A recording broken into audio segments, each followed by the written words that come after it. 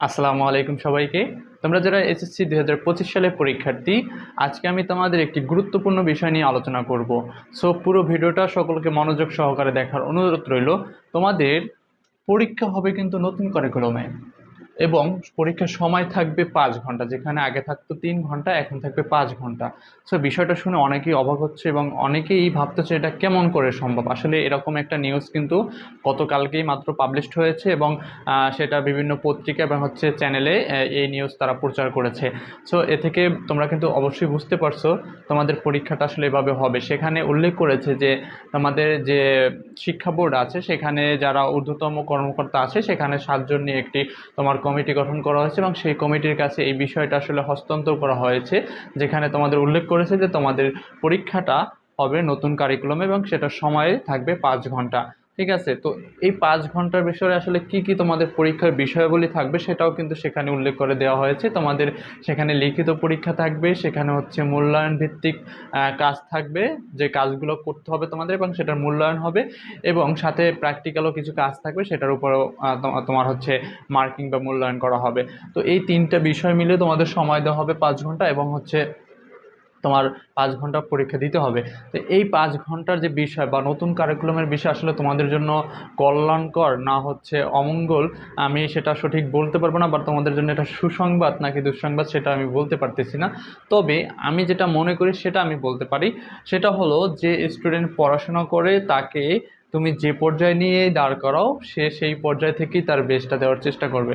তো তুমি যদি পড়াশোনা করো, তোমার তুমি যে পর্যায়ে থাকবা সেখান থেকে তোমার সর্বোচ্চ ভালোটা দিতে পারবা। ঠিক আছে, আর একটা বিষয় হলো, যদি তোমার নতুন কারিকুলামের পরীক্ষা হয়, তোমাদের যে বইগুলো আছে সেই বইয়ের ভিতর থেকেই কিন্তু পরীক্ষা হবে, সেখানে কিন্তু নতুন কিছু অ্যাড করা হবে না। তো তুমি যদি প্রত্যেকটা বইয়ের প্রত্যেকটা বিষয় বেসিক সম্পর্কে ভালো ধারণা রাখো, তাহলে কিন্তু তুমি এই পরীক্ষায় তোমার সর্বোচ্চটা তুমি অর্জন করতে পারবে।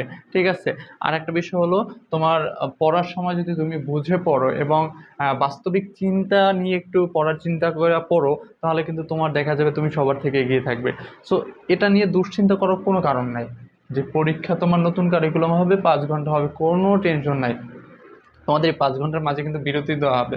ঠিক আছে, তো তুমি জাস্ট তোমার কাজ পড়াশোনাকে কন্টিনিউ করা, এবং আমি মনে করি আগে যা পড়তা তার থেকে এখন বেশি পড়তে হবে। কারণ তুমি যদি বেশি না পড়ো, তাহলে কিন্তু তুমি আসলে বেসিকটা ভালো বা ওই যে অধ্যায়ের মূল বিষয়গুলো তুমি উপলব্ধি করতে পারবে না।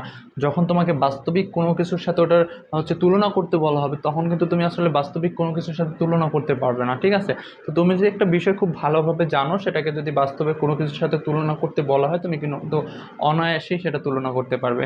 ঠিক আছে, তো এই নিউজটা কিন্তু গতকালকে পাবলিশড হয়েছে। এটা নিয়ে আমি মনে করি দুশ্চিন্তার কারণ নাই। আর যে 7 জন কমিটির কাছে হস্তান্তর করা হয়েছে, তারা যদি এটাকে তোমার ভালো মনে করে এবং তোমার সব কিছু সঠিক মনে করে, তাহলে কিন্তু এটা তারা আনুষ্ঠানিকভাবে একদম পাবলিক করবে।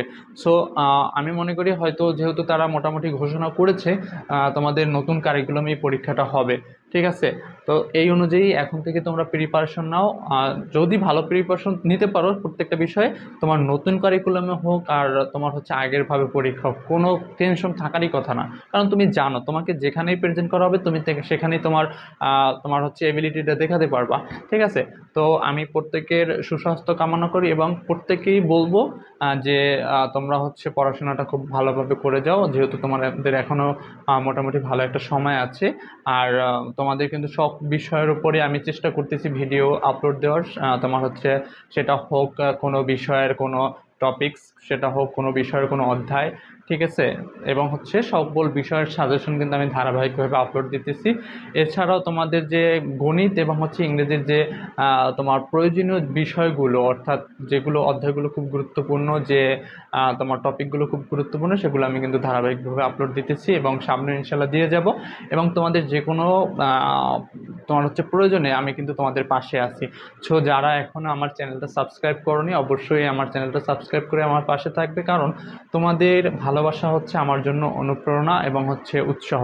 তো যারা অলরেডি সাবস্ক্রাইব করে আছো তাদের তো অসংখ্য ধন্যবাদ, যারা করেন তারাও কিন্তু অবশ্যই আমার চ্যানেলটা সাবস্ক্রাইব করে পাশে থাকবে, যাতে করে পরবর্তী সকল ভিডিওগুলো তুমি খুব সহজেই তোমার হাতের নাগালে পেতে পারো। ধন্যবাদ সকলকে, আজকে এ পর্যন্তই। আল্লাহ হাফেজ।